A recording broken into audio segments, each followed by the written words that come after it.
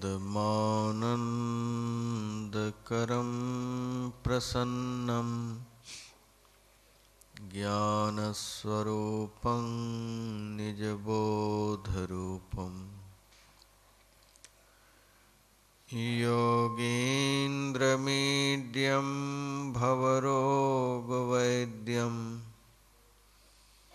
श्रीमद्गुरुं नित्यमहं नमामि। यस्याङ्घ्रिपङ्कजपरागपरप्रभावात् भूत्वा कृतिकृतिमतां श्रुतिमाचरामि तं सद्गुरुं सततसर्वसुखं सदग्र्यं वन्दे सदा विमलबोधघनं विचित्रम्। वन्दो गुरुपदकञ्जकृपा सिन्धुनररूपहरि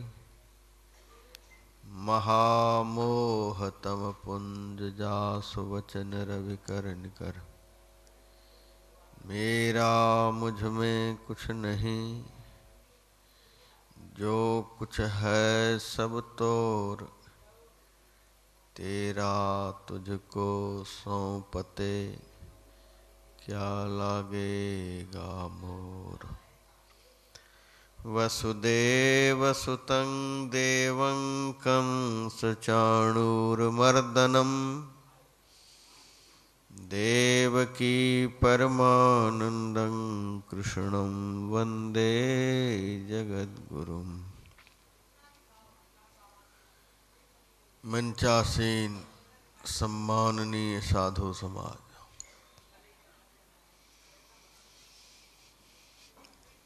मनुष्य जीवन का सबसे महत्वपूर्ण कर्म करने हेतु पधारे हुए सत्संग प्रेमी सज्जन वृंद, माताओं तथा बहनों,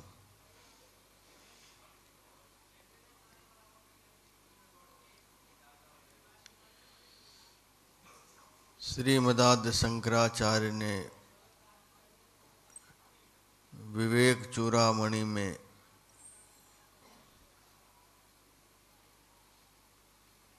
तीन चीजों को बड़ा ही दुर्लभ बतलाया है।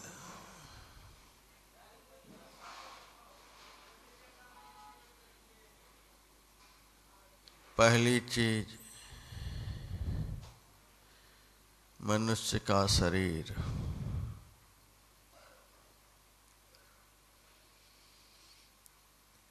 दूसरी चीज मनुष्य शरीर पाकर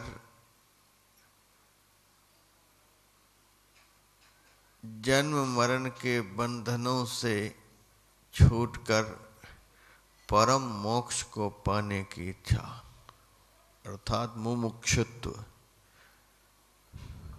मुमुक्षु होना। और तीसरी चीज है संत का संग।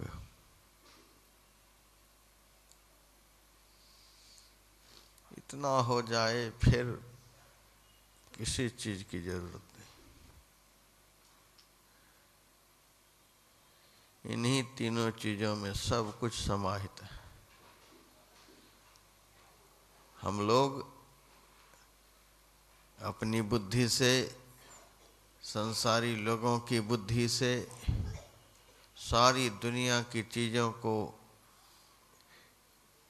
एकत्रित करने में लगे हुए हैं, जमा करने में लगे हुए हैं कि इससे सुख मिलेगा, आराम मिलेगा। लेकिन संत शास्त्र के कथनानुकूल तीन चीजें भी हम संग्रहित कर लेते हैं तो हम धन्य हो जाएंगे। मनुष्य का शरीर मिल गया, अब क्या बाकी बचा। परमात्मा ने सब कुछ दे दिया। मनुष्य का शरीर दे दिया, सब कुछ दे दिया।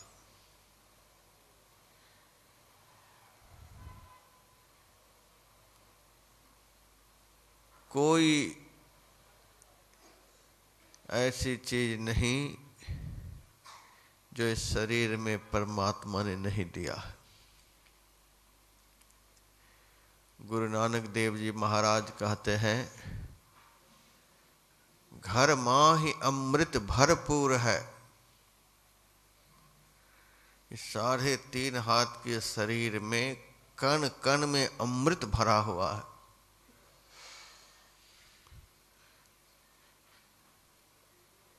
और इस शरीर के बाहर में कण कण में जहर भरा हुआ है। परमात्मा ने शरीर के अंदर में अमृत भर दिया। इस शरीर के भीतर में नहीं घुसकर बाहर बाहर धक्के खाने वालों के लिए जहर भर दिया। बाहर में मरने का साधन, इस शरीर में घुसने पर जीने का साधन।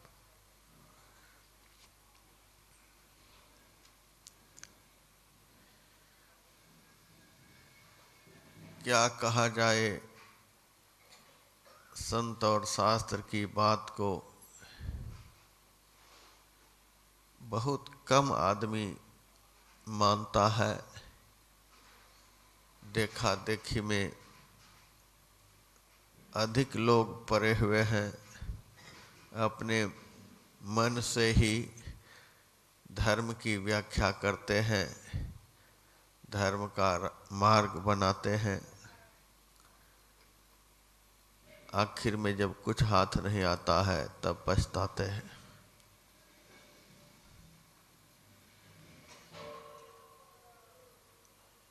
ज्ञान संकलनी तंत्र में कहा गया, देहस्थाः सर्व विद्याश्च। सब विद्या 3.5 हाथ के अंदर में। जिस भाषा में बोलना चाहें बोल सकते हैं। 84 लाख प्रकार के शरीर हैं परमात्मा की सृष्टि में। समस्त शरीरधारियों की भाषा को हम समझ सकते हैं, उनसे बातचीत कर सकते हैं। सब विद्या इसके अंदर में।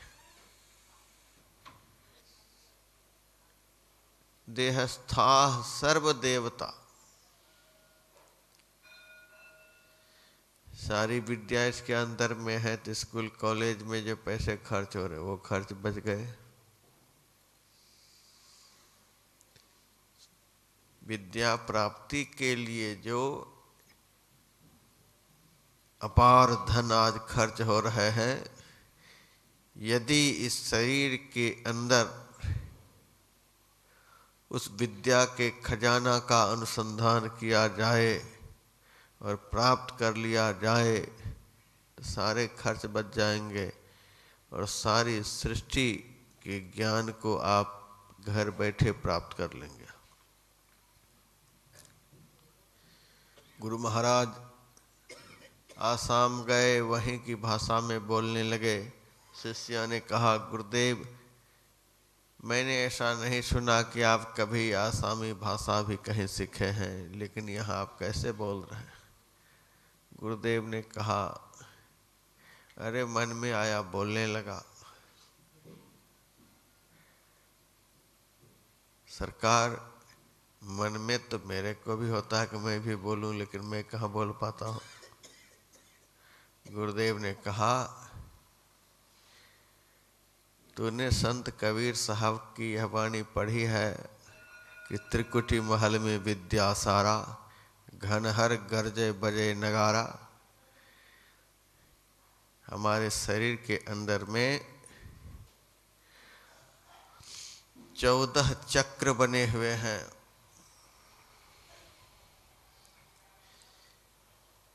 हठ योगियों के लिए 7 चक्र हैं, राज योगियों के लिए 14 चक्र हैं।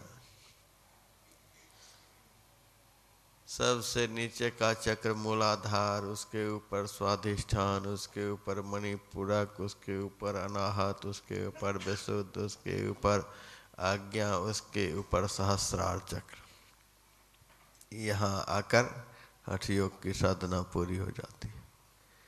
सहस्रार चक्र से ऊपर एक चक्र है जिसको त्रिकुटी चक्र कहते हैं, जहाँ अभ्यासी अपने अंदर में प्रचंड सूर्य का दर्शन करता है और उस सूर्य के दर्शन होने पर सारे पाप ताप संताप विकार मन की चपलता ये सब के सब स्वाहा हो जाते हैं, नष्ट हो जाते हैं।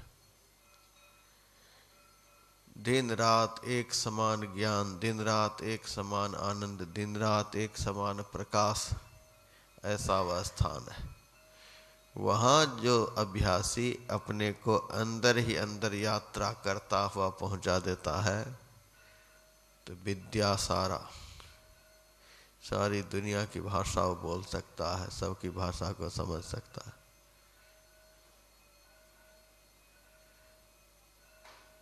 देहस्था सर्व देवता,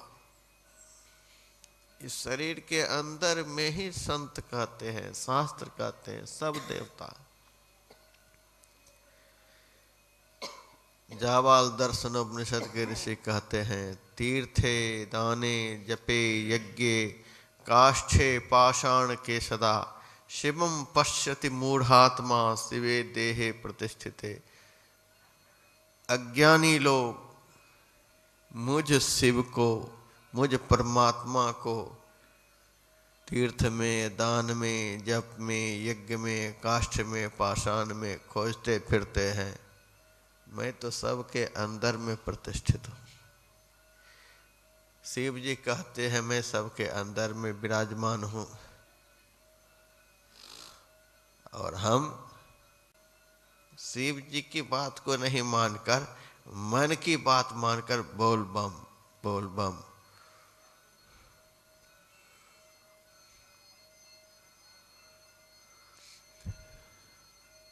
भगवान श्री कृष्ण कहते हैं ईश्वर सर्वभूतानां हृदय से अर्जुन तिष्ठति भ्रामयन् सर्वभूतानि यंत्रारूढ़ानि मायया। ईश्वर समस्त भूत प्राणियों के अंदर में तिष्ठति, विराजमान है। भगवान श्री कृष्ण कहते हैं ईश्वर सबके अंदर में।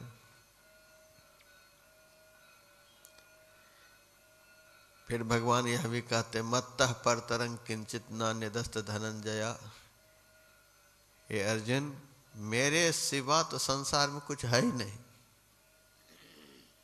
भगवान कृष्ण कहते मेरे सिवा संसार में कुछ नहीं, सब जगह मैं हूँ, सब जगह मैं हूँ, सब में मैं हूँ, सबके अंदर बाहर मैं हूँ।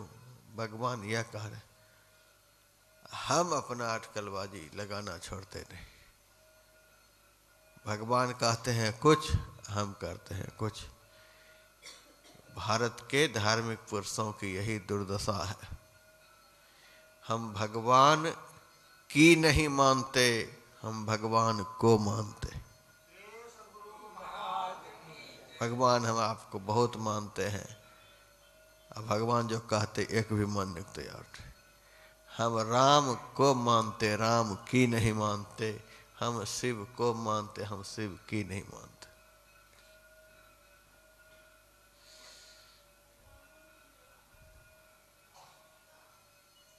भगवान कृष्ण ने भी कहा कि मैं सब जगह हूँ, सबके अंदर में हूँ। भगवान शिव ने भी कहा मैं सब जगह हूँ, सबके अंदर हूँ। अब कौन भगवान बचे? राम भगवान बचे। अब उनके लिए सुनिए, राम ब्रह्म परमार्थ रूपा, अविगत अलख अनादि अनुपा, सकल विकार रहित गत भेदा, कही नित नेत निरूप ही वेदा।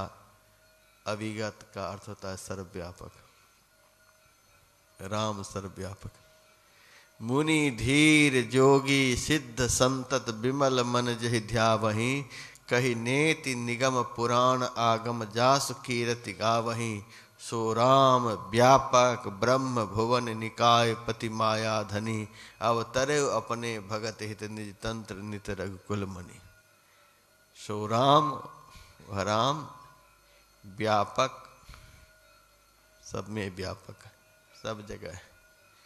राम कहते मैं सब जगह हूँ, सब जगह है तो हमारे अंदर में भी हैं। भगवान कृष्ण कहते मैं सब जगह हूँ, सबके अंदर में हूँ। भगवान शिव कहते हैं मैं सब जगह हूँ, सबके अंदर में हूँ। जब सभी देवताओं के बाप हमारे अंदर में बैठे हैं तो बाकी देवता कहाँ होंगे? लेकिन हम लोगों की जो दुर्दशा है उसको कौन भोगेगा? सब भगवान उपदेश में कहते मैं सबके अंदर में हूँ। हमको लगता है कहीं पेड़ पर बैठे हुए, भागे जा रहे हैं पेड़ पर खोजने के लिए। हमको लगता है कहीं पत्थर में बैठे हैं, भागे जा रहे हैं। हमको लगता है कहीं पानी में भगवान घुसे हैं, भागे जा रहे हैं।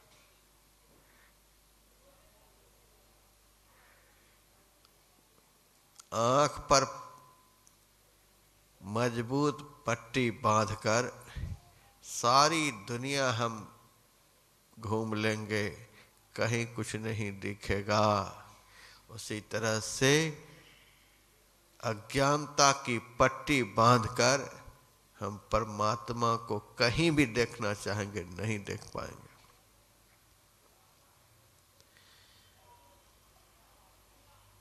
संत तुलसी साहब ने कहा है नेरे, वह परमात्मा सबके निकट है नेरे, सूझत नहीं। समस्या यह है तो निकट में लेकिन दिखलाई नहीं देते। लियानत ऐसो जिंद, ऐसे जीवन को धिक्कार है।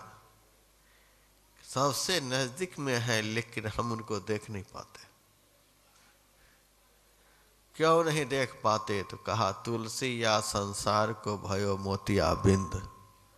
इस संसार के लोगों को मोतिया बिंद की बीमारी हो गई है। वह बीमारी है कि जिस रास्ते होकर के रोशनी बाहर निकलती है तो हम बाहर में कुछ देखते हैं, तो बाहर निकलने वाला जो रोशनी का द्वार है उस द्वार पर एक परत पड़ जाता है, पत्थर जैसा बन जाता है, रोशनी को बाहर नहीं निकलने देता। हम कुछ नहीं देखते।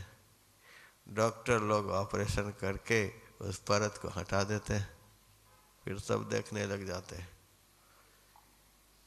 लेकिन मोतियाबिंद का ऑपरेशन कराने के लिए कोई बढ़िया डॉक्टर के पास जाते हैं, कहीं ऐसा न हो कि जो भी दिख रहा वो भी खत्म हो जाए। कोई बढ़िया डॉक्टर के पास जाते हैं जो परत को हटा देते हैं, सब देखने लग जाते हैं। कबीर साहब कहते पास खड़ा और नजर न आवे, ऐसा राम हमारा है रे। बिल्कुल सामने खड़े, लेकिन सबके लिए नहीं खड़े हैं। जो छत पर खोज रहे हैं, पत्थर में खोज रहे हैं, पहाड़ पर खोज रहे हैं, पेड़ में खोज रहे हैं, उसके लिए सब जगह नहीं। वे तो जाए पहले जा करके अपना नशा उतार ले। जब नशा बढ़िया से उतर जाएगा, कहीं कुछ नहीं दिखेगा, तब संत के ज्ञान के अनुकूल देखने का प्रयास करेगा। तब देखेगा कि पास खड़ा और नजर न आवे, ऐसा राम हमारा है रे। राम आदि और मध्य है, अंत राम परिपूर्ण। राम आदि में भी है, अंत में भी है, सबके मध्य में भी है, परिपूर्ण, सब जगह परिपूर्ण है। लेकिन देखता है कौन? लक्षण संत को लखी परत। संत को ऐसा दिखलाई देता है, दुर्जन को अति दूर।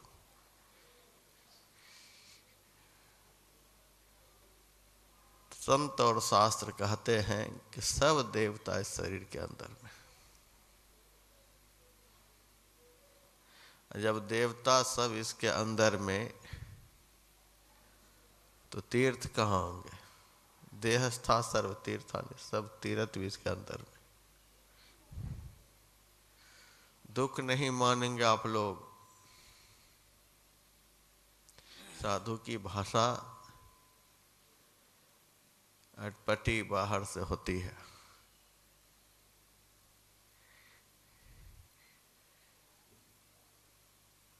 जिस वृंदावन के विषय में श्रीमद् भागवत महापुराण में लिखा हुआ है, वृंदावन ऐसा है, ऐसा है, ऐसा है, ऐसा है। वहाँ यमुना बहती है, यमुना का जल बड़ा निर्मल है, विलक्षण है, बड़ा है सुंदर तट है, बड़ा है सुंदर गोवर्धन पहाड़ है, बहुत बढ़िया बढ़िया झाड़ियाँ हैं, गलियाँ हैं। जैसा वर्णन हम पढ़ते हैं धर्म ग्रंथों में, क्या वैसा दिख रहा है? प्रत्यक्ष में दिख रहा है? जैसा ग्रंथ में है वैसा ही दिख रहा है? नहीं दिख रहा है। 1000वां अंश के बराबर भी नहीं है। रामायण में अयोध्या का जैसा वर्णन हुआ है, क्या वहां जाने पर वैसा दिखता है? हम तो इसीलिए सब जगह जाते हैं, ध्यान शिविर लगाते हैं। हमको तो विश्वास हो ही गया है, अपने साथ 2-4 हजार लोगों को भी विश्वास हो जाए कि रामायण में जैसा अयोध्या का वर्णन है दिखता है। गलियों में सुअर घूम रहे हैं, गधे घूम रहे हैं। धर्म ग्रंथों में काशी की जैसी महिमा है, प्रत्यक्ष में ऐसा दिखता है तो क्या कहेंगे? काशी नहीं है। नकल बदल जाता है, असल नहीं बदलता है। आप विश्वास मानिए, आज भी काशी है, और वैसे ही काशी है जिस काशी की गलियों में भगवान शिव पार्वती विहार कर रहे हैं, और वह काशी आपके भीतर में है। आज भी वह अयोध्या है। राम मर नहीं गए, राम चले नहीं गए हम लोगों को छोड़कर। आज भी राम हैं, आज भी अयोध्या है, और आज भी ऐसा भक्त दुनिया में है जो चलते फिरते राम को इस शरीर रूपी अयोध्या के अंदर देखता है। आज भी अयोध्या है।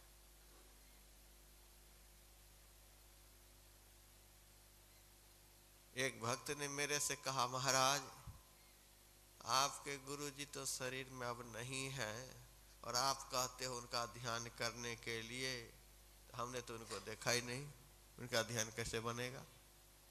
मैंने कहा, तुलसीदास जी के समय में क्या श्री राम थे?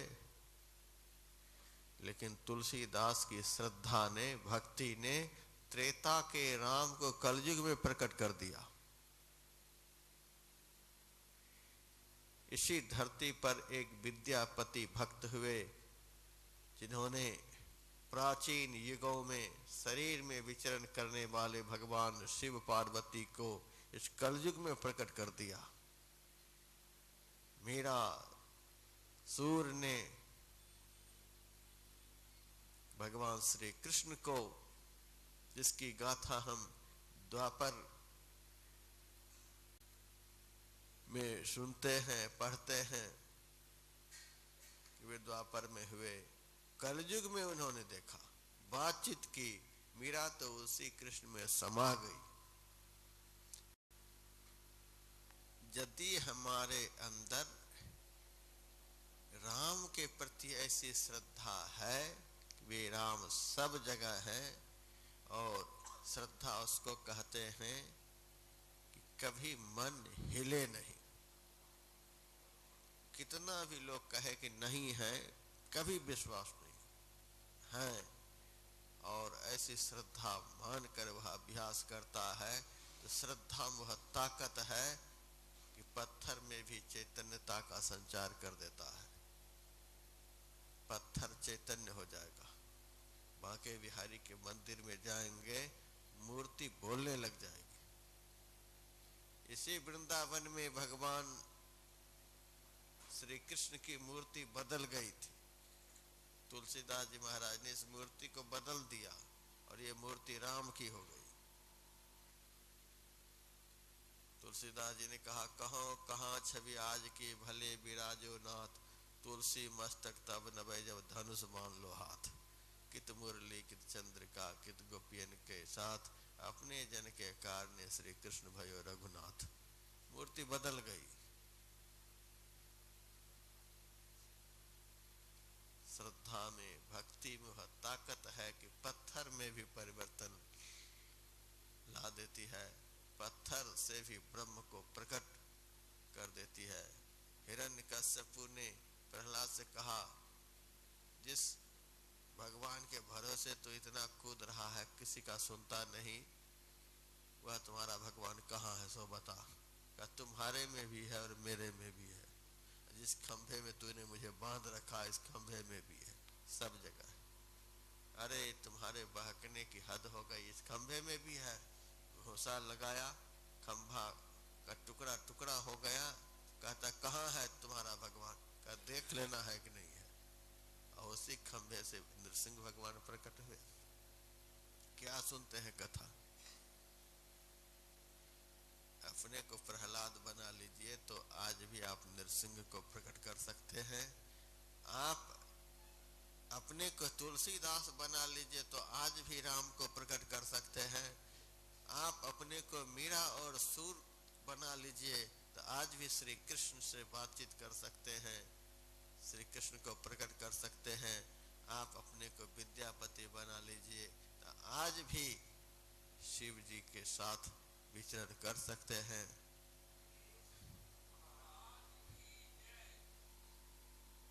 आप अपने को कबीर बना लीजिए तो सृष्टि के कण कण में ब्रह्म को देख सकते हैं।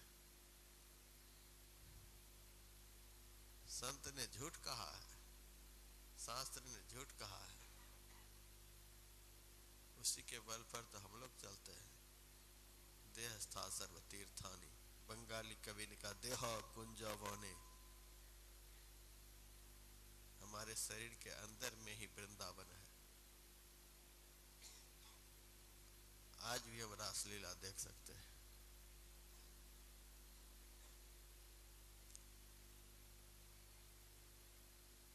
अब बात रही देखने की।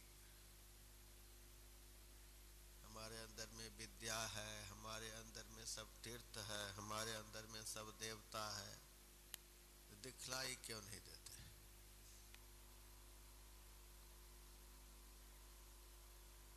ये सब दिखलाई क्यों नहीं दे रहे। दिखलाई इसीलिए नहीं दे रहे हैं, आप लोगों से पूछा जाएगा कि बांके बिहारी भगवान का मंदिर कहाँ है, आप बता देंगे यहाँ से 2.5-3 किलोमीटर की दूरी पर है। तो वृंदावन में ही वह मंदिर है। कोई कहे कि हमें यहाँ दिखलाओ, हमें बांके बिहारी का मंदिर यहाँ दिखलाओ, हम यहाँ देखना चाहते हैं, तो इसका कोई जवाब है। जहाँ वह मंदिर है वहाँ न दिखलाई देगा।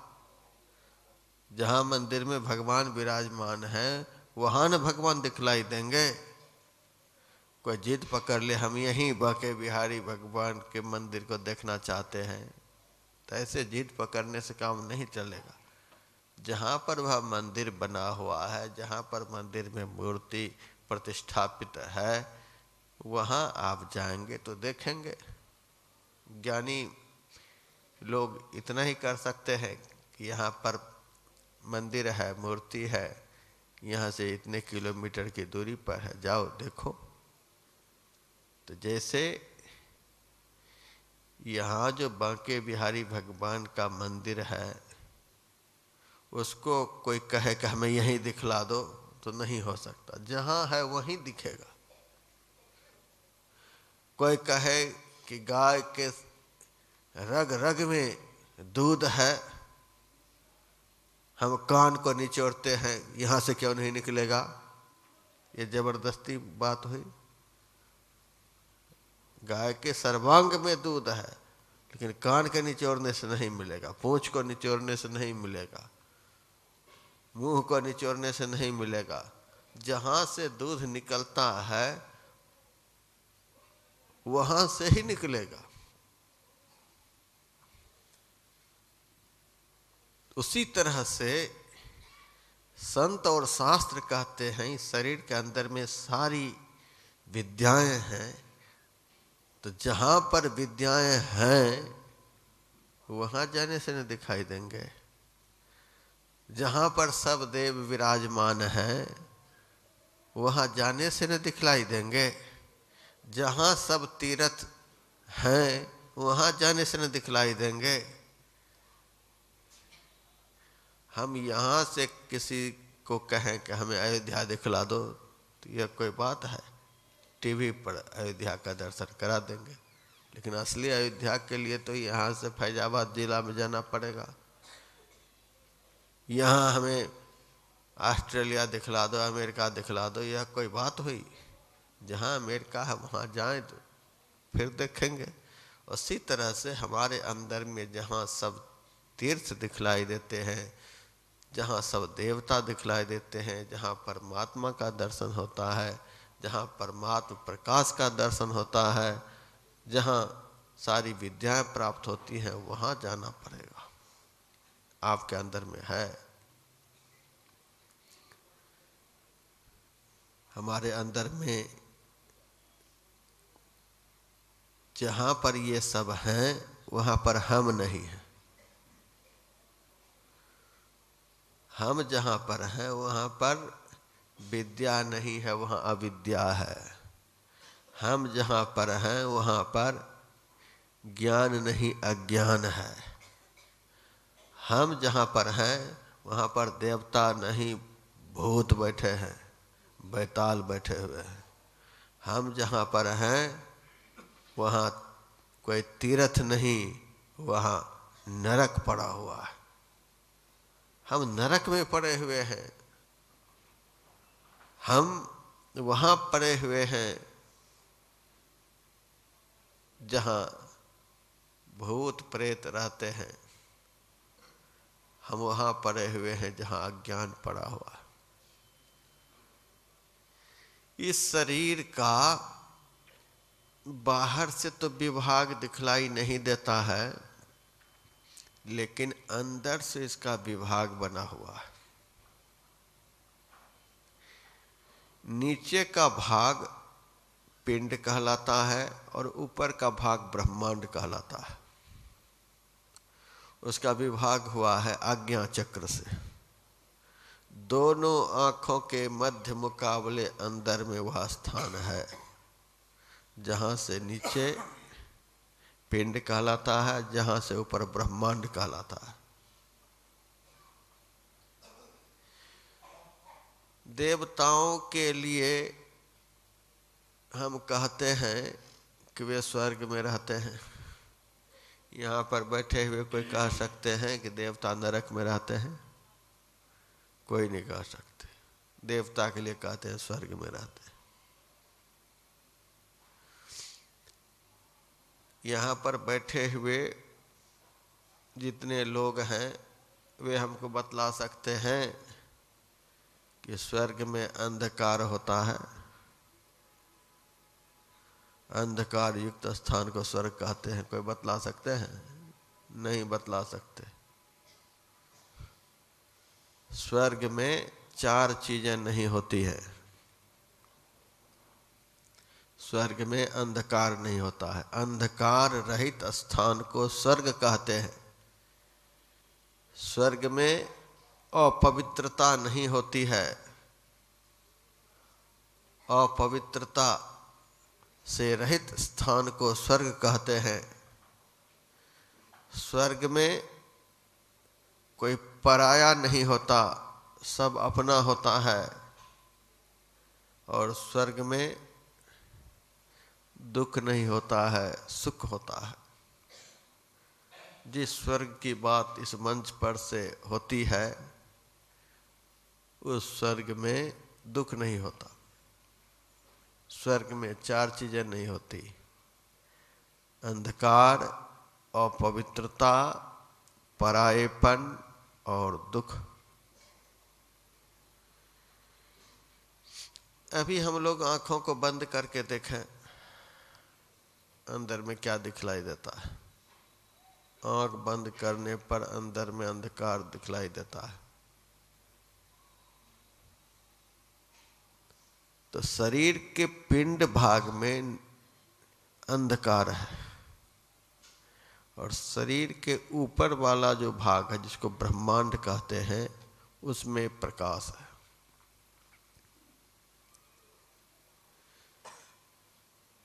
फिर यह भी हम देख सकते हैं, शरीर का जो नीचे वाला भाग है वह अपवित्र होता है और ऊपर वाला भाग पवित्र होता है। कभी कभी किसी का शरीर अस्वस्थ हो जाता है तो वह आदमी कटी स्नान करता है, कमर से नीचे धो लेता है।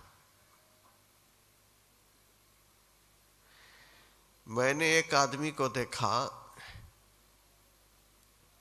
शौच के लिए जंगल जा रहा था। सिर पर उन्होंने कपड़े बांध लिया था, कपड़े के ऊपर एक दातुन को घुसा लिया था। कपड़े के ऊपर दातुन घुसा लिया था। शौच करके वापस आया, कमंडल को धोया, हाथ को अच्छी तरह से धोया और कपड़े के ऊपर से दातुन को निकालकर मुंह धोने लगा। मैंने कहा, तूने कमंडल को 5 बार धोया, हाथ को 15 बार धोया, फिर ऊपर से दातुन लेकर के बिना उसको धोए मुंह धोने लग गया। क्या दातुन अपवित्र नहीं हुआ? उसको क्यों नहीं धोया? वो बैरागी महात्मा था। उन्होंने कहा, तुमने देखा नहीं कि दातुन कहाँ था? मैंने कहा, देखा तो था कि ऊपर घुसा रखा था आपने। उन्होंने कहा, दातुन आंख से ऊपर था। आंख से ऊपर वाला भाग ब्रह्मांड कहलाता है। ब्रह्मांड का अर्थ ब्रह्म अंड, ब्रह्म का लोक। तो ब्रह्मांड सदैव पवित्र रहता है और पिंड सदैव अपवित्र रहता है। तो ऊपर में था, इसीलिए मैंने धोया नहीं। धोने धाने वाली चीज तो नीचे है, ऊपर तो सदैव पवित्र है।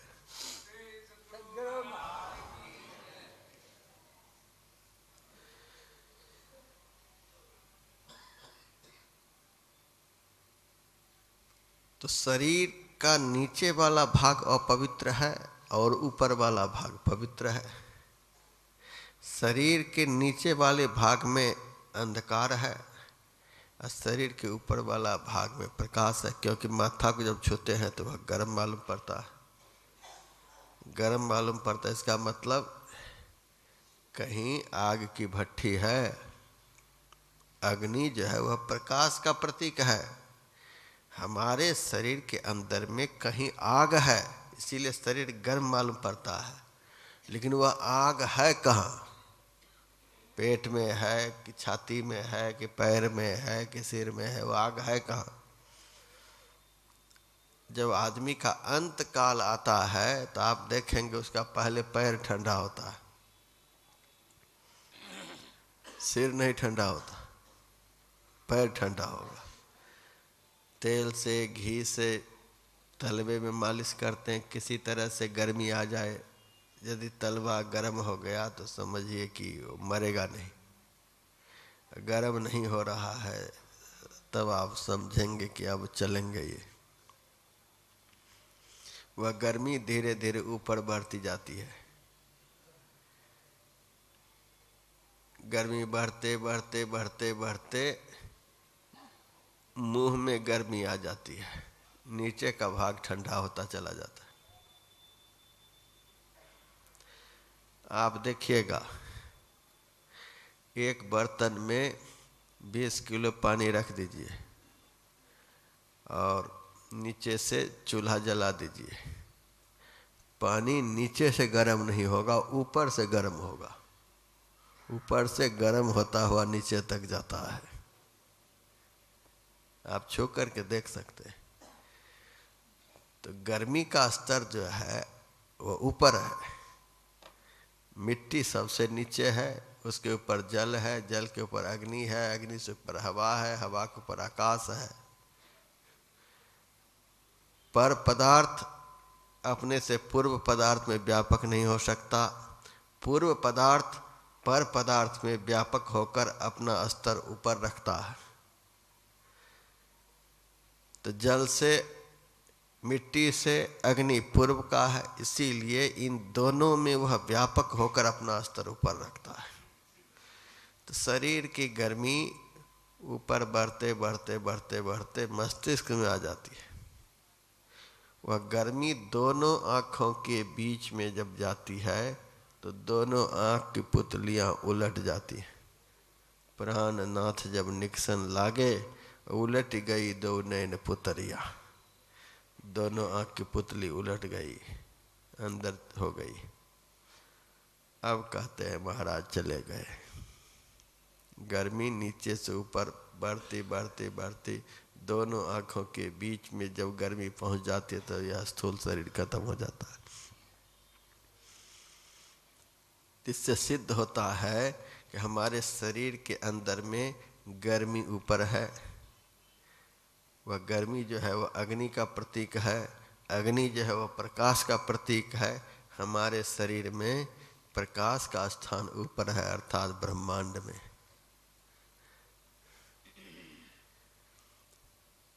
हमारे शरीर में पवित्रता का स्थान ऊपर है। अब थोड़ा सा उदाहरण दे करके बताऊंगा। ऐसे कह दूंगा कि ऐसे दातुन घुसा लिया था तो आप भी मान लीजिए, उदाहरण दे करके। कोई आदमी जब रोने लग जाता है तो उनकी आंख से आंसू निकलती है। आप उसे चुप करते हैं, अपनी जेब से रुमाल निकाल करके उनकी आंख की आंसू को पोंछ देते हैं। आंख इस शरीर में सबसे ऊपर है। इस आंख से जब पानी निकला तो उसको आपने रुमाल से पोंछ दिया। आंख से नीचे कान है, कान से बलगम निकलने लग जाए तो आप अपने रुमाल से पोंछेंगे? आंख से नीचे कान है, तो आंख से जो गंदगी निकल रही है उससे ज़्यादा गंदगी है कान में। तो कान की गंदगी का रुमाल से नहीं पोंछेंगे। कान से भी नीचे नाक है, यहाँ से भी ज़्यादा गंदगी नाक से निकलती है। नाक से भी ज़्यादा, नाक से नीचे मुंह है, मुंह तो सदैव जूठा ही रहता है। मैंने ऐसा देखा है दक्षिण भारत में गंगा जी नहीं है। वहाँ के लोग जब पूजा करते हैं एक आध बाल्टी सामान्य जल में इधर से ला करके, उत्तर भारत से ला करके थोड़ा सा गंगा जल रखते हैं और एक बूंद गंगा जल उस बाल्टी में डाल देते हैं। पूरा सामान्य जल गंगा जल हो गया। एक बूंद डालते ही सब गंगा जल हो गया। गंगा की ऐसी महिमा है कि एक ड्रम सामान्य जल को भी एक बूंद से वो गंगा जल बना देती है। ऐसी मैया गंगा है। तो एक ड्रम सामान्य जल को एक बूंद गंगा जल बना देता है।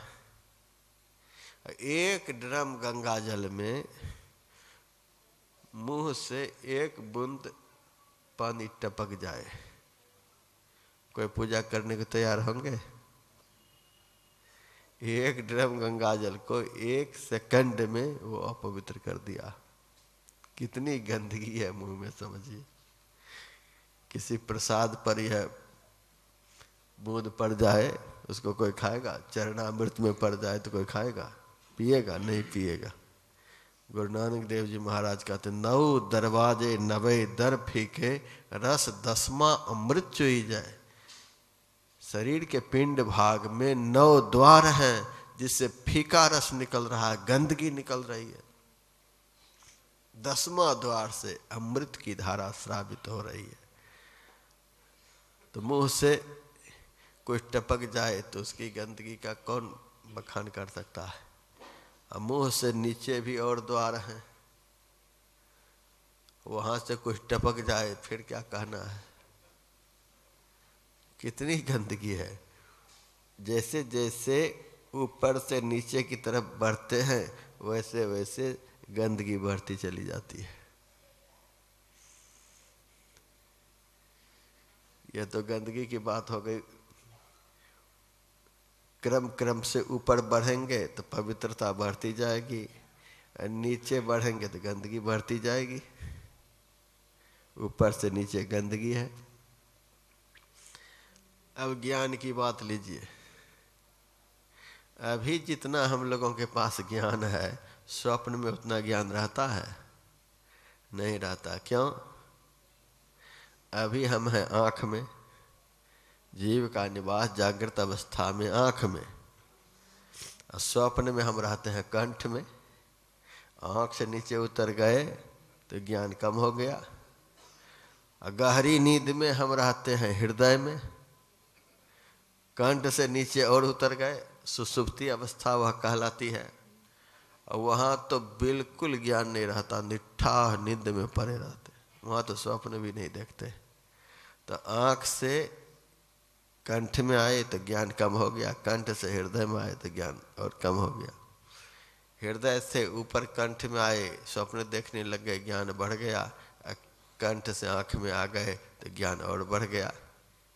इससे पता नहीं चलता है कि अज्ञानता की दिशा नीचे है और ज्ञान की दिशा ऊपर है। और उदाहरण दे करके बतलाया गया कि गर्मी भी ऊपर ही है, ऊपर से ही गर्मी नीचे फैलती है। ब्रह्मांड से ही गर्मी पिंड देह में फैली हुई है। तो प्रकाश भी ऊपर में है, ऊपर की तरफ। पवित्रता भी ऊपर की तरफ,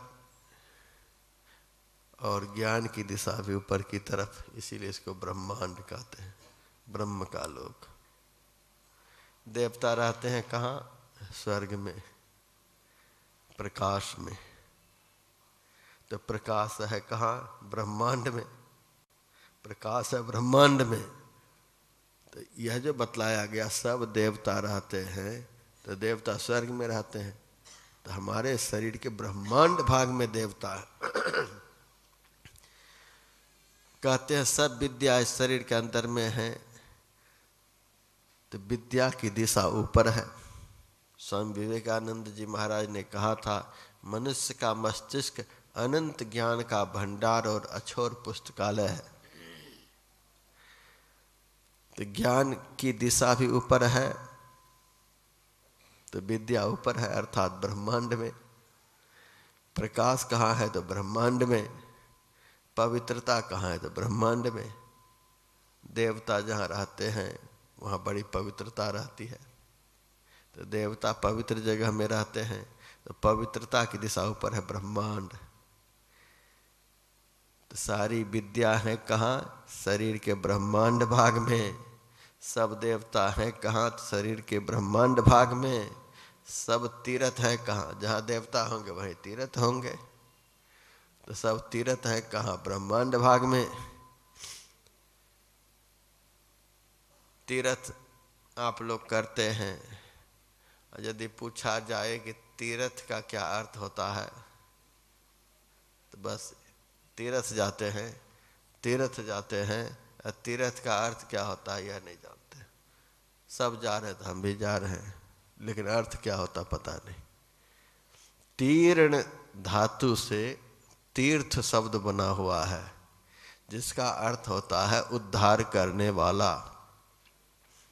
तीर्थ का अर्थ होता है उद्धार करने वाला। कब से कर रहे हैं? उद्धार हुआ। जबरदस्ती मान लीजिए, इससे काम नहीं बनेगा। उद्धार हुआ कि नहीं हुआ सबको अनुभव हो रहा है। हाँ, जेब में जो कुछ माल था उसका उद्धार हो गया। वहाँ जाने पर वो माल झड़ जाता है तो नशा उतर जाता है, बस उद्धार हो गया। जेब का उद्धार हो गया। यदि नज़र इधर उधर हो गई तो झोला अटैची का उद्धार हो गया। एक एक तीर्थ तो ऐसे हैं कि नजर इधर उधर हो जाए तो जान का भी उद्धार कर देगा। काशी में ऐसा ऐसा पंडा बैठा हुआ है जो जान का भी उद्धार। त्रिवेणी संगम पर ऐसे ऐसे मल्लाह हैं जो यात्री से सब कुछ लूट लेते हैं, त्रिवेणी संगम पर डुबो देते हैं। मुक्तानंद सरस्वती गए त्रिवेणी संगम स्नान करने के लिए। पंडों ने चारों तरफ से घेर लिया। महाराज आप यहाँ संकल्प कराओ, संकल्प कराओ। इस पवित्र तीर्थ में संकल्प कराने से बहुत बड़ा पुण्य होता है। कहा हमें ज्यादा पुण्य नहीं कमाना है, जितना है वही बहुत है, तू कमा ले बढ़िया से। नहीं नहीं महाराज यहाँ पर संकल्प कराओ, संकल्प कराओ। ठीक है कराओ। हाथ में दिया त्रिवेणी संगम पर का जल, अक्षत दिया, तिल दिया, कुशा की अंगूठी पहना दिया और कहा पढ़ो मंत्र पापो हम पाप कर्मा हम पापात्मा पाप संभवान। मुक्तानंद महाराज एक शब्द नहीं बोले। पंडा बोलता रहा पढ़ो पापो हम पाप कर्मा हम पापात्मा पाप संभवान, लेकिन वे कुछ नहीं बोले। महाराज बोलते क्यों नहीं है? उन्होंने कहा मैं नहीं बोलूंगा पापो हम। सारे जीवन तीर्थ में बैठकर पाप करता है तू, अब मंत्र बोलूं मैं तो आया हूं यहाँ पुण्य करने के लिए, मैं तो बोलूंगा पुण्यो हम। मैं तो यहाँ आया हूँ पुण्य कर्म करने के लिए, तू तो यहाँ रह करके पाप कर रहा है, तीर्थ में रह करके पाप कर रहा है। अन्य क्षेत्रे कृतम पापम पुण्य क्षेत्रे विनश्यति, पुण्य क्षेत्रे कृतम पापम वज्रलेपो भविष्यति। अन्य स्थान का किया हुआ पाप पुण्य स्थान में जाकर के नष्ट हो जाता है, और पुण्य स्थान पर किया हुआ पाप वज्रलेप हो जाता है, कभी नष्ट नहीं होता। यहाँ रहकर सारे जीवन तू पाप करता, मंत्र बोलूं मैं पापो हम, मैं बोलूंगा पुण्यो हम। मैं पुण्य के स्वरूप हूँ, पुण्य करने वाला, पुण्य कर्मा हम, मैं पुण्य कर्म करता। पुण्यात्मा पुण्यात्मा मैं हूँ, पुण्य संभवान, मेरे अंदर से पुण्य उत्पन्न होते हैं। तुम्हारे अंदर से दिन रात लोभ मोह उत्पन्न हो रहा है, यात्रियों को ठग रहा है। अब मंत्र बोलूं मैं नहीं बोलूंगा। तो देखिए तीर्थ का यही अर्थ है, यात्रियों को डुबो रहे हैं, यात्रियों से ठग रहे हैं, यात्रियों से सब कुछ ले रहे हैं। क्या दुर्दशा यात्रियों की है। सारे तीर्थ में यात्रियों क्या दुर्दशा है। जहाँ आराम से दर्शन होता है, भाग्य में भी उस यात्री को वही लिखा हुआ है। जहाँ आराम से दर्शन होता है, अकेले अकेले में दर्शन होता है, वहाँ तो दर्शन करता नहीं। मीरा को भीड़ भाड़ में दर्शन हुआ था। मेरे तो गिरधर गोपाल दूसरों ने कोई। अकेले में मीरा ने दर्शन किया, अकेले में सूर ने दर्शन किया, अकेले में तुलसी ने दर्शन किया, अकेले में कबीर ने दर्शन किया। आज तक के सारे भक्तों ने भगवान का अकेले अकेले में दर्शन किया। और हम बाजार में दर्शन करना चाहते हैं। हमारे लिए अलग से वेद बनेगा, अलग से भगवान बनेगा, अलग से तीर्थ बनेंगे, अलग से सब कुछ बनेंगे, क्योंकि हम तो अलग ही आदमी हैं। तीर्थ का अर्थ होता है उद्धार करने वाला। क्या ऐसा तीर्थ नहीं रह गया दुनिया में जिस तीर्थ में जाने से मनुष्य का उद्धार हो जाए?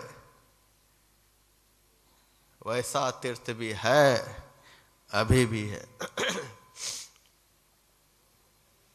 जिस तीर्थ का नाम लेंगे, सब तीर्थ के लिए मैं बताऊंगा, सब तीर्थ है।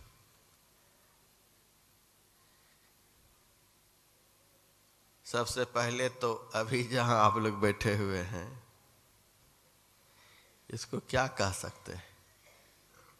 इसको क्या कहेंगे? नरक में बैठे आप लोग। मेरे से किसी ने कहा महाराज सतयुग कब आएगा?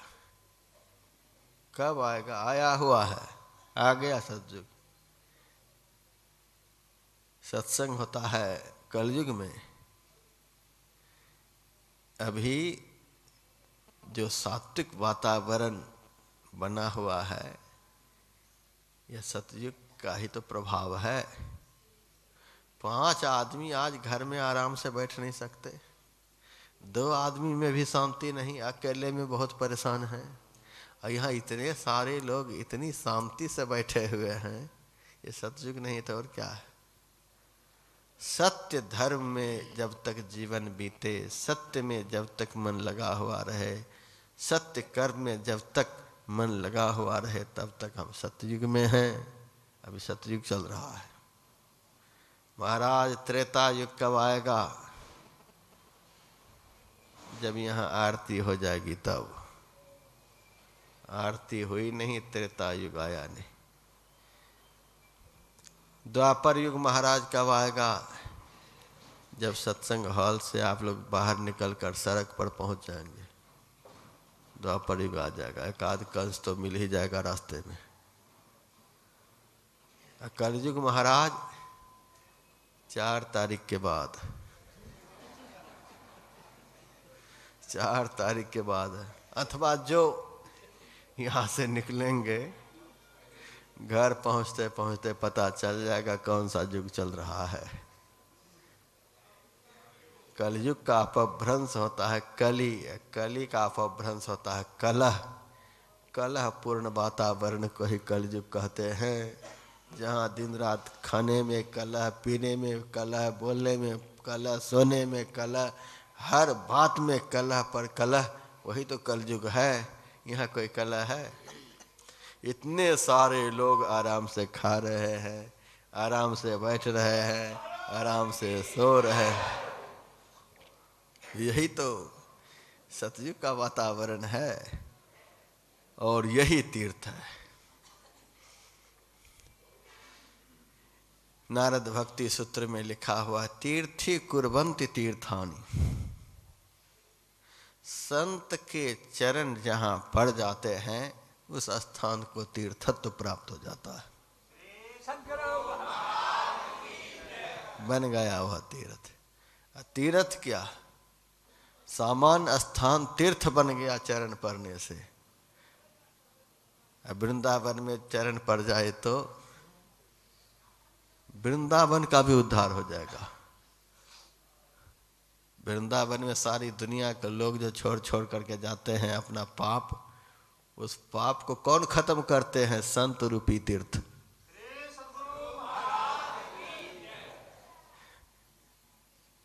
तीर्थी कुर्वन्ति तीर्थानि। संत का जहाँ चरण पड़ता है उस स्थान को तीर्थत्व प्राप्त हो जाता है। और तीर्थ में चरण पड़ जाए तो वह सुतीर्थ बन जाएगा, सुंदर तीर्थ बन जाएगा। ये है तीर्थ। यहाँ यदि आपका शरीर पूरा हो जाए, आपका उद्धार। यहाँ यदि आपका मन लग जाए तो आपका उद्धार। यहाँ यदि आपकी वृत्ति लग जाए तो आपका उद्धार। मैंने पढ़ा है पुराणों में, एक बड़ा भारी चोर कहीं चोरी करने के लिए गया और घर के लोग जग गए। चोर डर के मारे वहाँ से भागा। लोगों ने उस चोर का पीछा किया। चोर भागता हुआ घनघोर जंगल में घुस गया। अब सारे लोग जो पीछा कर रहे थे, देखा को कहाँ गया कोई पता नहीं। आखिर में घनघोर जंगल में जाते हुए देखकर वापस हो गया। चोर के मन में हो रहा है कि पीछे से आदमी मेरे साथ लगा हुआ ही है। वो भागता चला जा रहा है, भागता चला जा रहा है। आखिर थक करके एक जगह बेहोश होकर गिर गया। गिरते ही उस चोर का शरीर पूरा हो गया, चोर मर गया। जहाँ चोर जाकर के मरा, वहाँ एक संत की कुटिया थी। कुटिया के आंगन में जाकर के चोर गिरा और मर गया। वही चोर दूसरे जन्म में राजा बलि हुआ। राजा बलि हुआ उस चोर के यहाँ तीनों लोकों को देने वाले परमात्मा भीख मांगने के लिए गए हैं। ये संत तीर्थ की महिमा है। ये है तीर्थ कि चोर भी ऐसा भक्त बन जाता है जिस भक्त के यहाँ भगवान भीख मांगने को जाते हैं। विश्वम्भर श्रीपति त्रिभुवनपति वेद विदित असलीख बलिते कछुर चली प्रभुता बर होय द्विज मांगी भीख। तो तीर्थ का अर्थ होता है उद्धार करने वाला। सबसे बड़ा होता है संत तीर्थ। हमारे गुरुदेव तो कहते थे जिनको सत्संग से प्रेम भी हो गया वह भी मनुष्य शरीर के अतिरिक्त और किसी शरीर में नहीं जाएगा।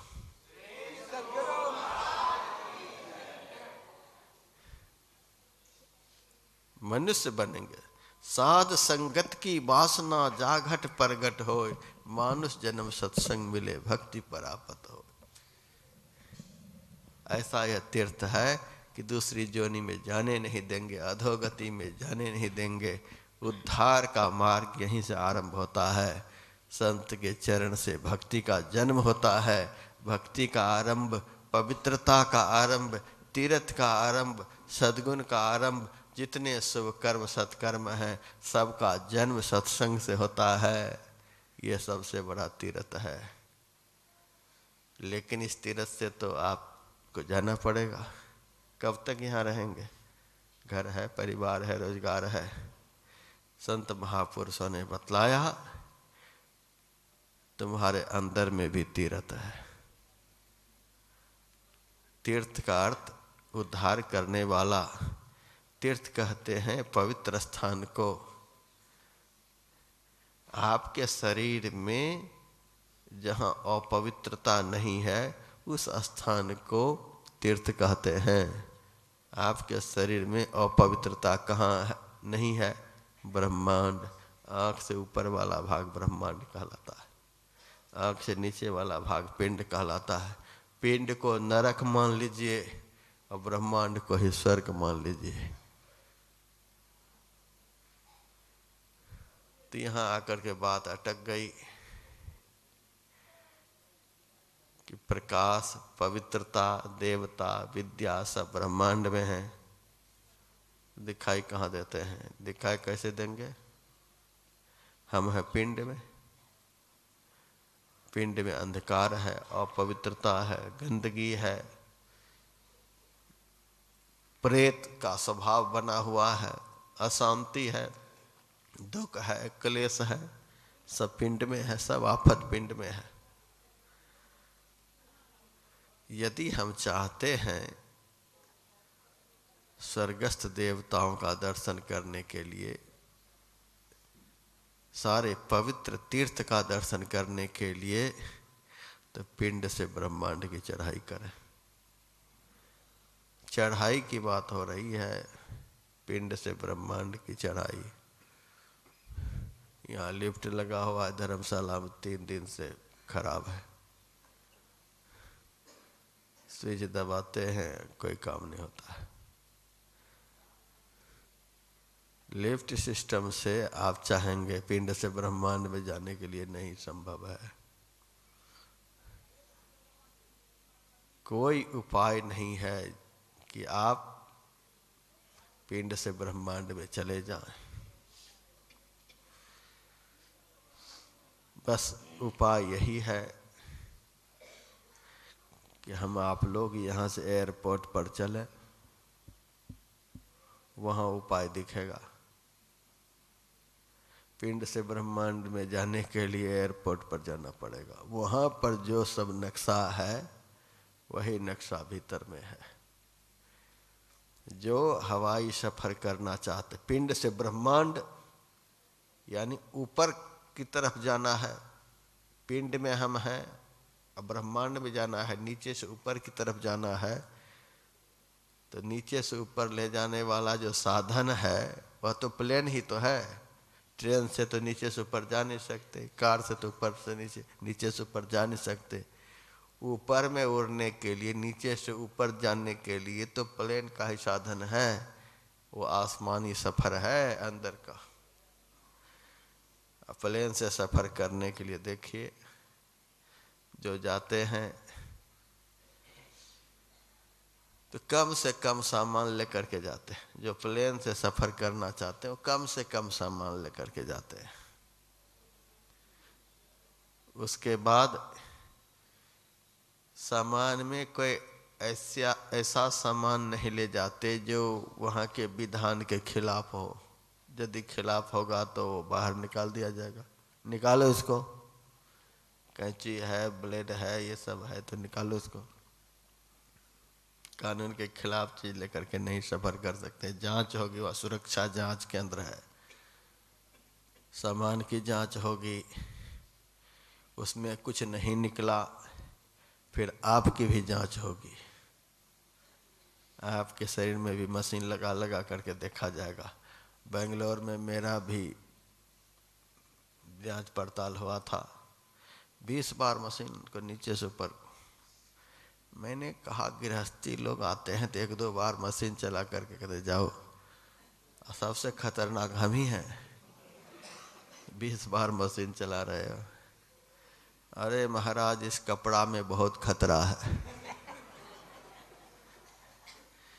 यदि इस कपड़ा के अनुरूप गुण हो, शास्त्रानुकूल गुण हो, जैसा गुण होने पर इस कपड़ा को धारण करने की योग्यता होती है।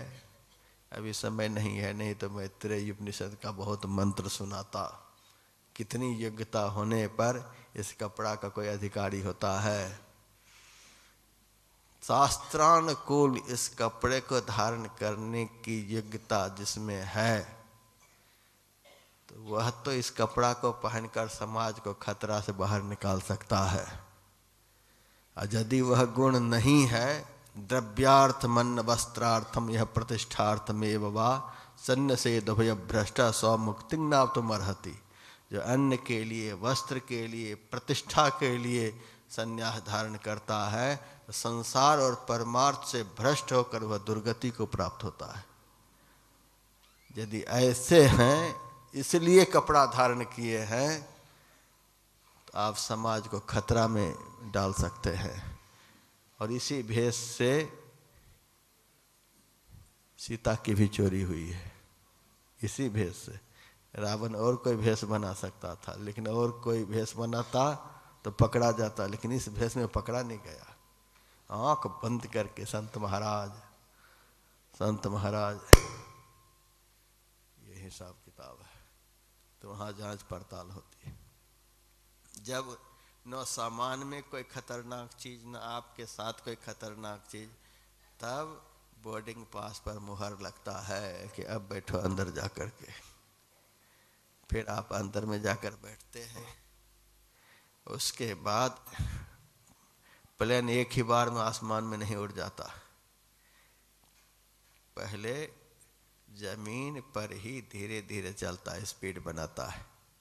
स्पीड बनाते बनाते बनाते स्पीड को बहुत बढ़ा लेता है। प्रति घंटा 300-400 किलोमीटर की स्पीड तो जमीन पर ही बना लेता है।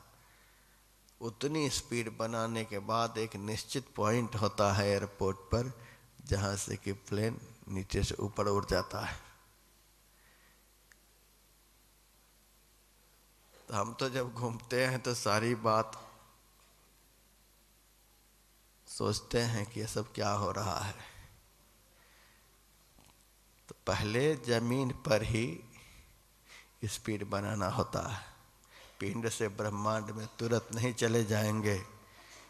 जमीन पर स्पीड बनाने वाली साधना जो है संत का बताया हुआ पवित्र मंत्र, भजो भाई गुरु गुरु, गुरु रूप ध्यान धरो, उसके बाद सन्मुख बिंदु निरेखो, सुख देखो रे भाई।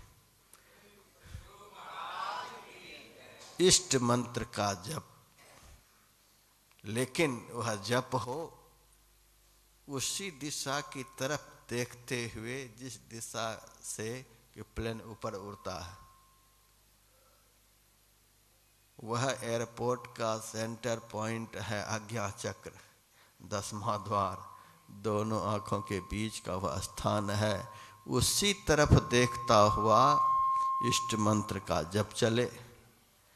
तो जप चले छूटे नहीं, जप चले छूटे नहीं, मंत्र भागे जप में लगाए, मंत्र मन भागे जप में लगाए। बारंबार मन को मंत्र में लगाते लगाते मन और मंत्र एक हो जाए। एक क्षण के लिए भी मन मंत्र को नहीं छोड़े। प्रति घंटा 100 किलोमीटर की स्पीड बन गई।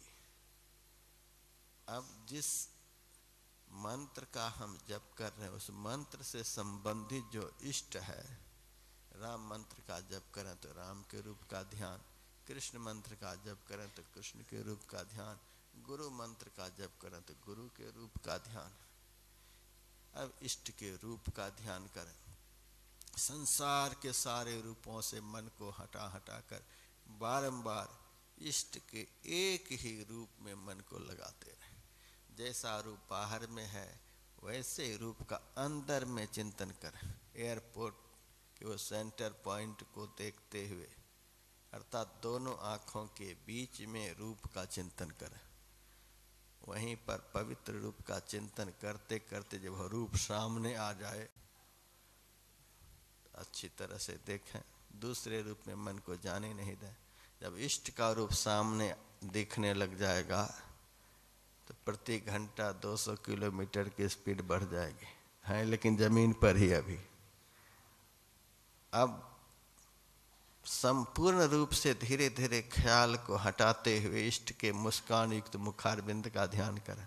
केवल मुखारबिंद है, हाथ पैर की तरफ ध्यान नहीं जाए। यह मुखारबिंद का ध्यान जब ठीक ठीक होने लग जाएगा तो प्रति घंटा 250-300 किलोमीटर की स्पीड बन गई है जमीन पर ही। उसके बाद भ्रुवोर मध्य का ध्यान, जैसे सुई के छेद में धागा घुसाते समय सिमटी निगाह से देखते हैं, केवल छेद की तरफ देखते हैं, उसी तरह से दोनों आँखों के मध्य मुकाबले सिमटी निगाह से गुरु की युक्ति से आप देखें। अपने मन से देखेंगे तो पता नहीं चलेगा, अनुदृष्टि में ताकत मिलेगी कि आप बीचों बीच देख पाएंगे। गुरु की कृपा से दृष्टि में ताकत मिलती है, तब दृष्टि की दोनों धाराएं दोनों आँखों के बीच में जाकर के मिलती है। तो वहाँ पर देखें, देखते देखते जब दृष्टि की दोनों धाराएं एड़ा और पिंगला एक जगह पर मिलेंगी तो दोनों धाराओं के मिलते ही, जैसे नेगेटिव और पॉजिटिव ये दोनों तारें आपस में मिलती हैं तो बाहर में बल्ब जल जाता है, वैसे ही एक नाड़ी गर्म है एक नाड़ी ठंड है। इसीलिए ईड़ा को चंद्र नाड़ी कहते हैं, पिंगला को सूर्य नाड़ी कहते हैं। ये दोनों नाड़ियाँ जब आपस में मिलती है तो अंदर में भी बल्ब जलता है, अंदर में भी प्रकाश होता है। जैसे अंदर का प्रकाश चिन्ह प्रकट हुआ, वही एयरपोर्ट का निश्चित पॉइंट है जहाँ से प्लेन ऊपर उड़ता है।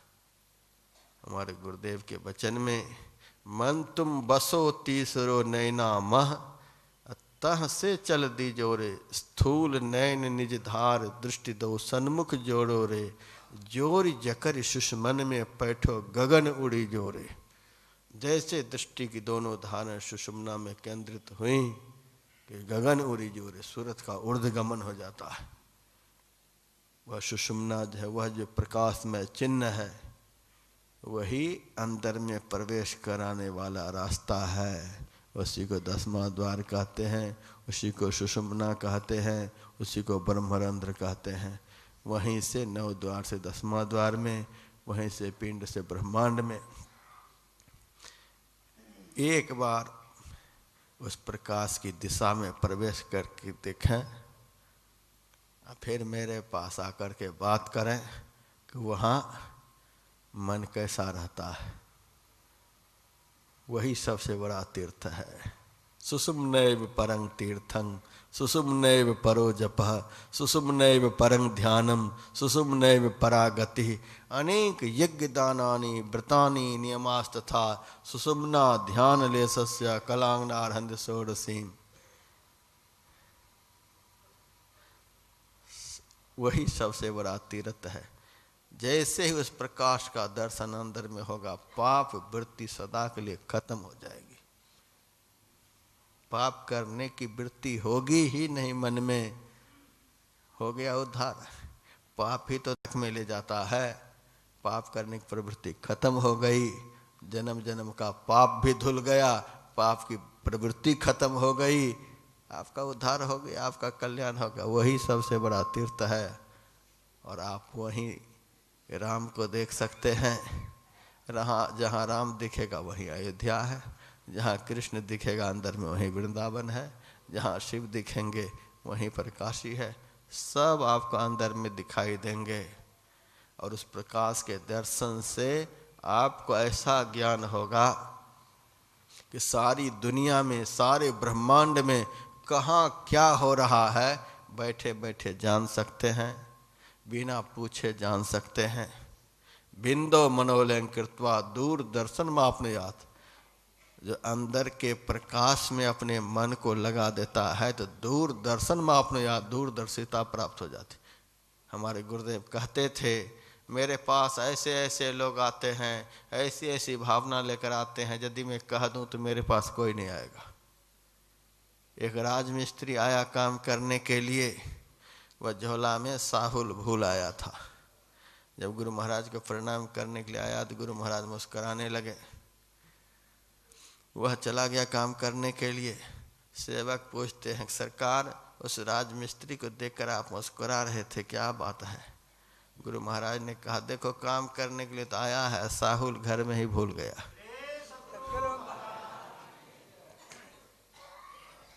किस प्रकाश से देख लिया, किस आंख से देख लिया कि झोला में साहुल नहीं है?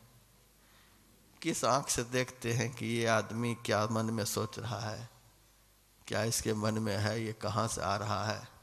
जैसे सबसे ऊंचे मकान पर बैठा हुआ आदमी नीचे के सारे लोगों को देख लेता, कौन कहाँ से आ रहा है, कौन कहाँ जा रहा है। उसी तरह से 9 द्वारों से जो 10वां द्वार में अपने को पहुंचा देता है, नीचे वाले की सारी मन स्थिति को वह जान लेता है। कांच की अलमारी में कहाँ क्या रखा हुआ है सब दिखता है। उसी तरह से संसार के लोगों का हृदय, जिन्होंने अपने को पिंड से ब्रह्मांड में पहुंचा दिया, उनके लिए कांच की अलमारी। कितना भी आप छिपाएंगे, छिपाने का तो प्रयास करते ही हैं। साधु महात्मा के पास भी धूल झोंकने का तो प्रयास चलता ही है लोगों के अंदर कि इनको भी हम बरगलाई दें। यह दुख है महाराज, वह दुख है महाराज। फिर कहता हूँ भजन करो, सब खत्म हो जाएगा। भजन तो करते ही हैं महाराज, भजन तो करते ही हैं, कोई और उपाय बताओ। कहने का मतलब, भजन करने से मेरा दुख खत्म नहीं हुआ, कोई अलग से आप उपाय बताओ। भजन करते हैं, भजन करते ही हैं, महात्मा को भी ठगने का प्रयास। भजन करते हैं, दुख खत्म नहीं होता है तो भजन कर रहे हैं कि क्या कर रहे हैं पता नहीं। यही अभी जो पाठ हुआ था,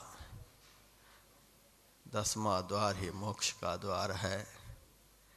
पिंड से ब्रह्मांड में ले जाने वाला जो द्वार है, अंधकार से प्रकाश में ले जाने वाला जो द्वार है, यथार्थ में वही मोक्ष का द्वार है। सारा बंधन, सारा क्लेश, सारा दुख, सारी विपत्ति सब एक साथ स्वाहा। सारी दुनिया के सारे कर्म करके आप लोगों ने देख लिया, लेकिन अभी जिस कर्म की चर्चा हुई, आप जिस किसी भी तरह से कठिन पुरुषार्थ के द्वारा अंदर के एक प्रकाश की चिंगारी देख लीजिए, उस चिंगारी के दर्शन मात्र से अब तक के सारे दुख क्लेश स्वाहा हो जाएंगे। आनंद बरसेगा आपके जीवन में।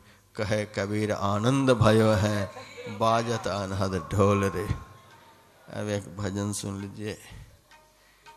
ध्यान शिविर में समय का बड़ा रहता है, फिर भी कुछ न कुछ बढ़ ही जाता है। एक भजन सुने, फिर अपराह्न काल में सुनेंगे। यारी क्या हमन है इश्क मस्ताना, हमन को होशियारी क्या रहे आजादिया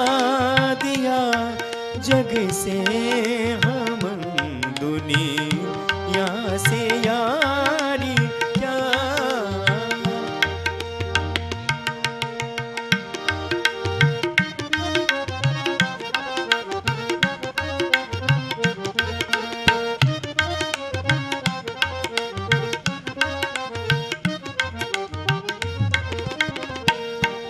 जो बिछुड़े हैं प्यारे से भटकते दर बदर फिरते।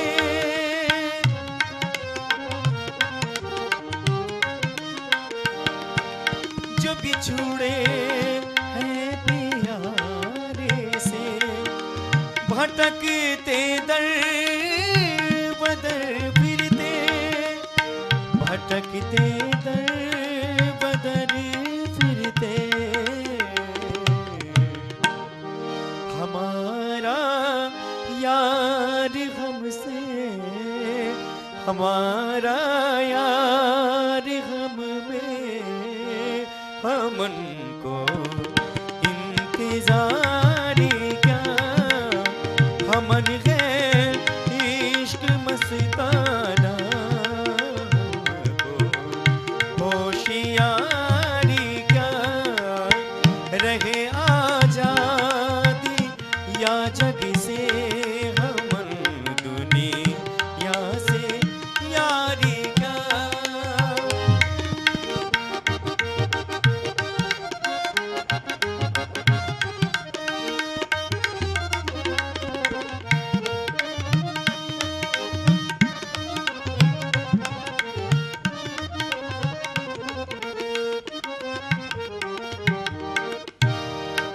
खलक सब नाम अपने को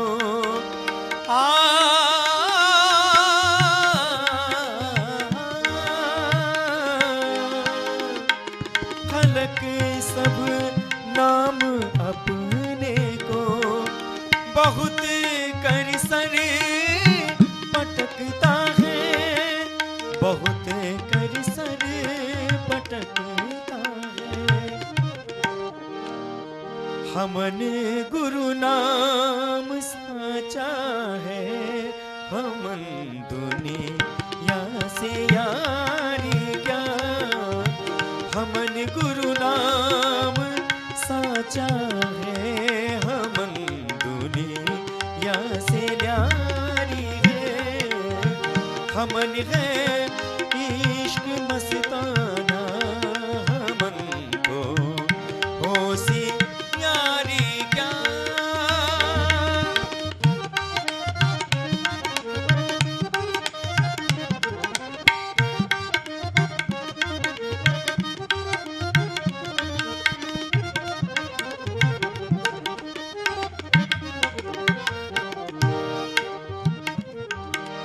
न पली बिछुड़े पिया हमसे, न पल बिछुड़े पिया हमसे। पिया हमसे, पिया हमसे, पिया हमसे। न पल बिछुड़े पिया हमसे, न हम बिछुड़े प्यारे से। न हम बिछुड़े प्यारे से। उन्हीं से नेह लागी है। उन्हीं से नेह लागी है। हमन को बेकरारी क्या। उन्हीं से नेह लागी है। हमन को बेकरारी क्या। हमन है इश्क मस्ताना, हमन को होशियारी क्या। रहे आजादी या जग से हमन दुनिया से यारी क्या।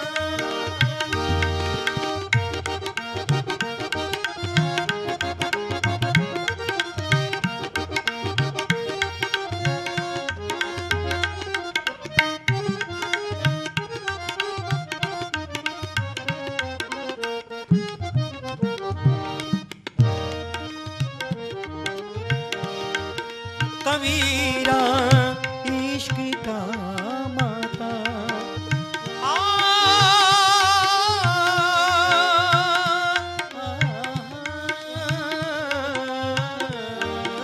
कबीरा इश्क का माता दुई को दूर कर दिल से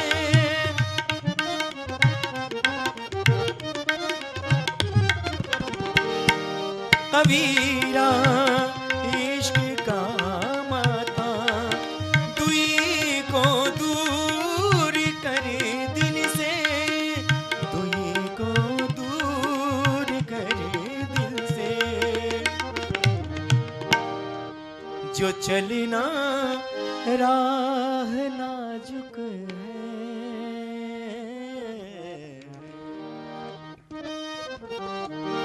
जो चलना राह नाजुक है हमन शिर बोझ भारी का जो चलना राह नाजुक है हमन शिर बोझ भारी का हमन है इश्क मस्ताना हमन को होशियारी क्या रहे आजाद या जग से हमन दुनिया से यार क्या हमन है इश्क मस्ताना हमन को होशियारी क्या होशियारी क्या होशियारी क्या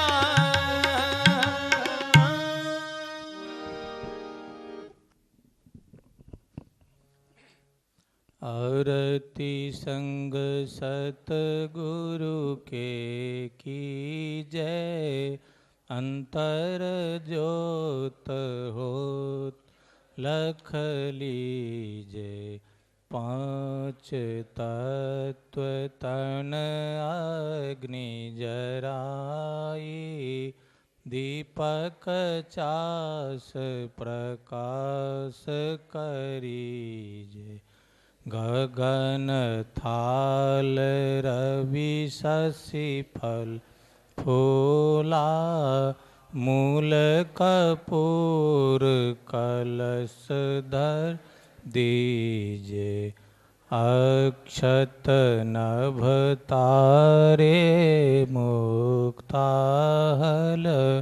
पोहप माल ही हार गोहीजे सेत पान मिष्टान मिठाई चंदन धूप दीप सब चीजे झलक झांझ मन मीन मंजीरा मधुर मधुर ध्वनि मृदंग सुनीजे सर्व सुगंध उरी चली कासा मधुकर कमल केली धुनि धीजे निर्मल ज्योत जरत घट माही देखत दृष्टि दोष सब छीजे अधर धार अमृत बही आवे सतमत द्वार अमर रस भीजे पी पी होय सुरत मत वाली चढ़ चढ़े उमगी अमीरस रीजे कोट भान छवि तेज उजाली अलख पार लाग लगी जे छिन छिन सूरत अधर पर राखे गुरु प्रसाद अगम रस पीजे।